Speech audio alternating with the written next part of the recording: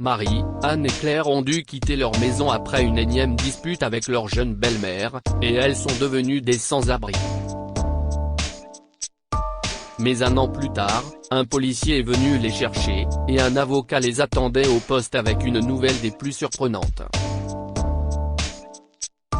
La mère de Marie est décédée lorsqu'elle avait 16 ans, et ce fut la période la plus difficile de sa vie. Aînée de 3 sœurs, elle s'occupait d'Anne, 14 ans, et de Claire, 11 ans. Leur père était pratiquement incapable de s'occuper d'elle, et Marie pensait qu'il était en deuil lui aussi, mais la vérité s'est révélée quelques mois seulement après la mort de leur mère. Leur père, Anton, a amené sa nouvelle fiancée pour vivre avec eux. Elle s'appelait Jane et n'avait que 21 ans. En revanche, leur père avait 2 décennies de plus qu'elle.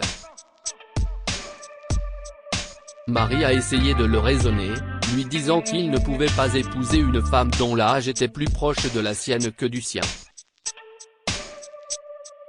Mais il n'a pas écouté et ils se sont mariés. Cependant, le pire restait à venir, car Jane se comportait comme la personne la plus gentille devant Anton, mais une fois qu'il était hors de vue, elle traitait Marie et ses sœurs de façon horrible. Elle incarnait toutes les belles-mères diaboliques des contes de fées, et les sœurs ne pouvaient pas croire que leur père était tombé amoureux d'une telle personne. Pourtant, il n'y avait rien à faire.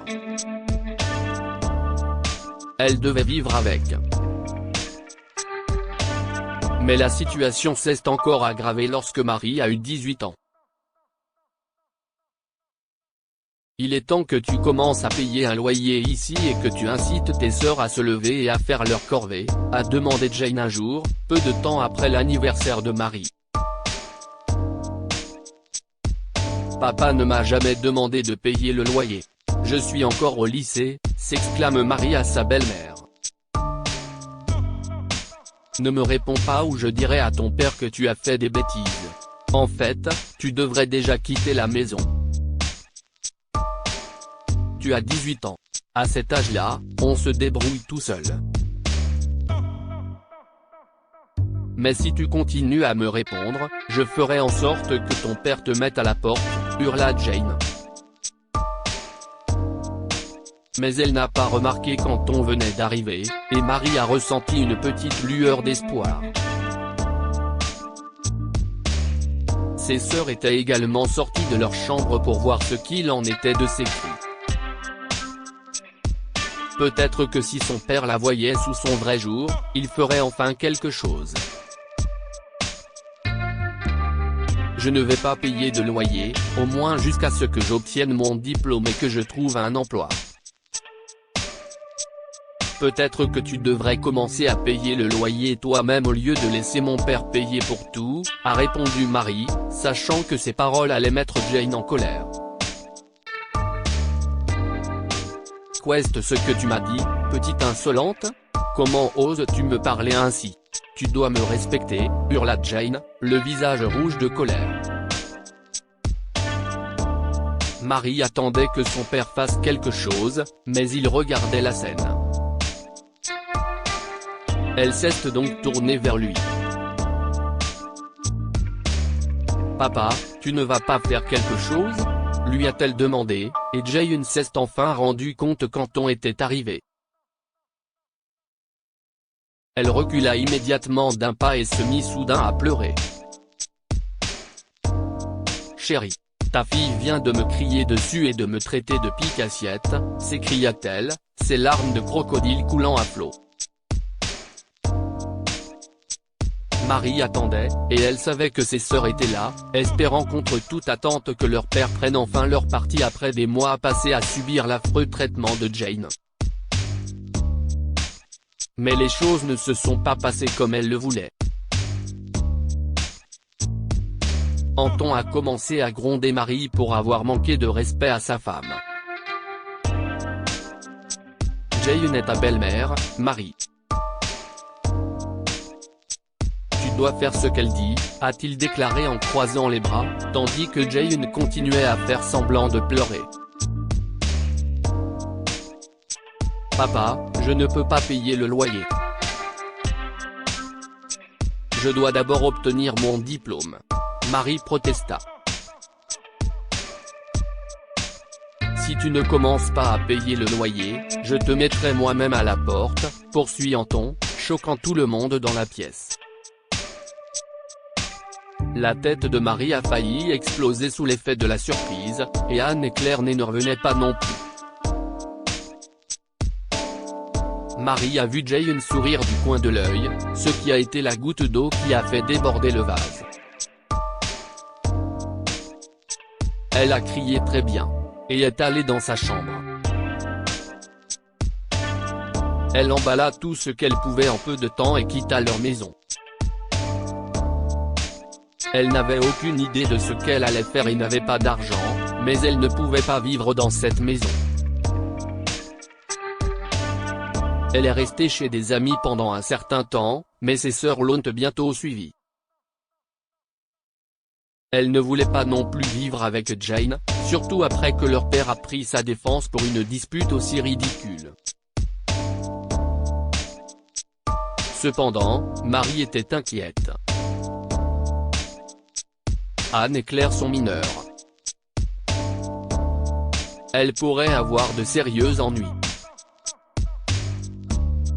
Elles sont restées chez des amis autant que possible, jusqu'à ce qu'elles dépassent la durée de leur séjour.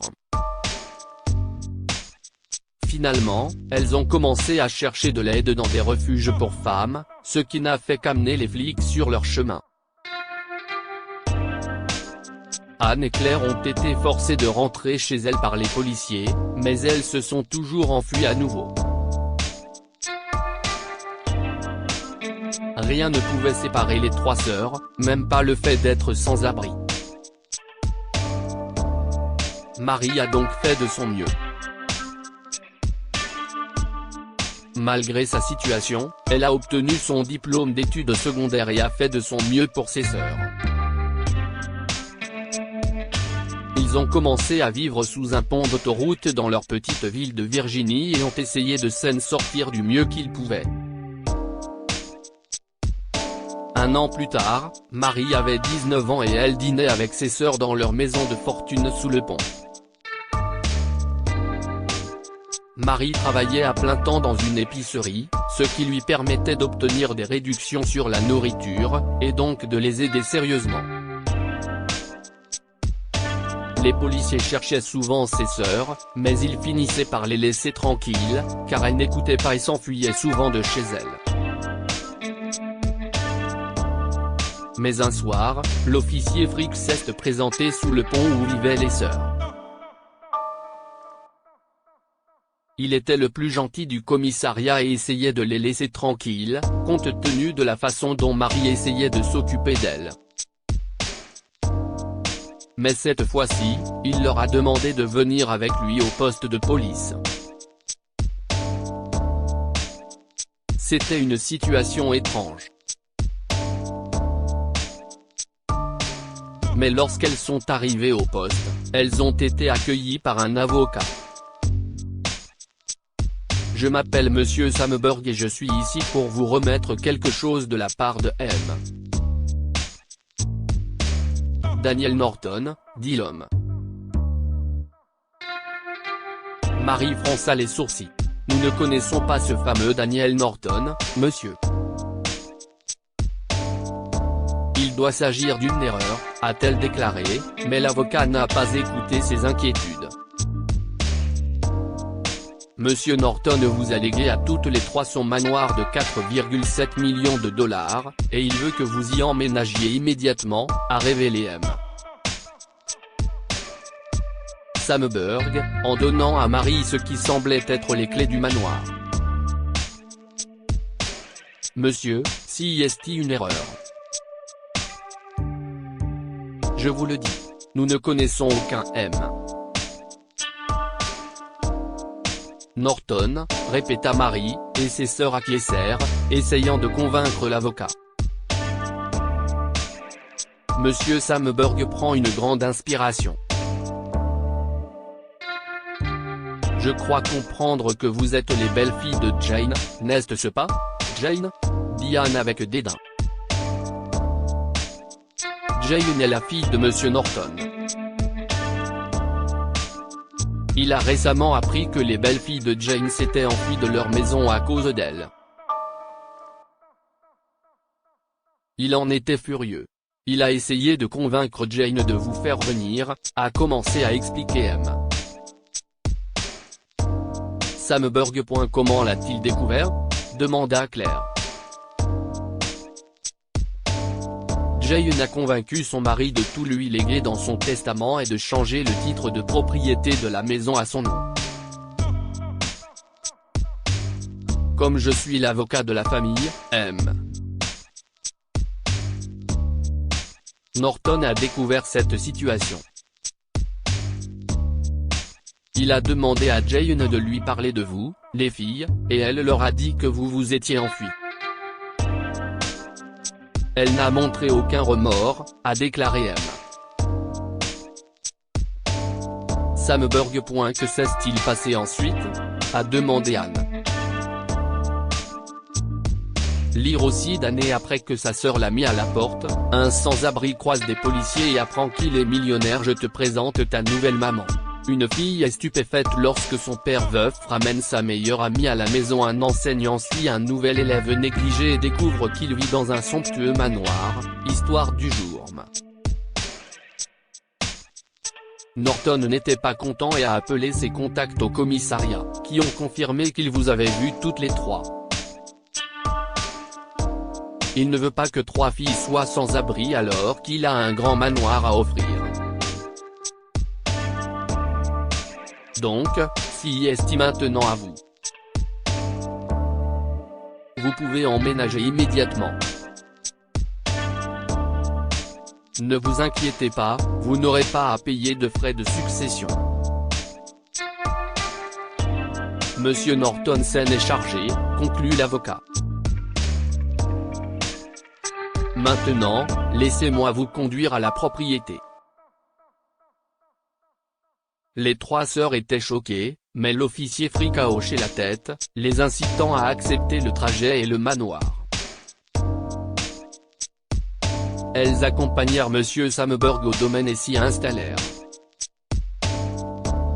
Marie a officiellement obtenu la tutelle légale de ses sœurs. Quelques mois plus tard, elles ont appris que leur père avait fait faillite et que M. Norton refusait d'aider son gendre ou sa fille à s'en sortir, obligeant Jane et Anton à vendre leur maison et à vivre dans un appartement loué. Une fois, Jane a essayé de venir au manoir, mais Marie n'a tout simplement pas ouvert la porte et a appelé la police. Elle a été escortée. À la mort de M.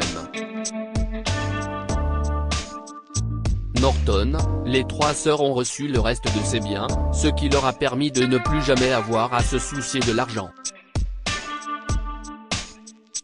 Que pouvons-nous apprendre de cette histoire ? Le karma vous poursuivra. Jane a maltraité les trois jeunes filles après avoir épousé leur père, mais elle a tout perdu. N'essayez jamais de tromper quelqu'un, car les choses tourneront plus mal. Jane a trompé son mari pour qu'il mette sa fille à la porte et qu'il modifie son testament, mais tout s'est avéré terrible pour elle à la fin. Partagez cette histoire avec vos amis. Elle pourrait égayer leur journée et les inspirer.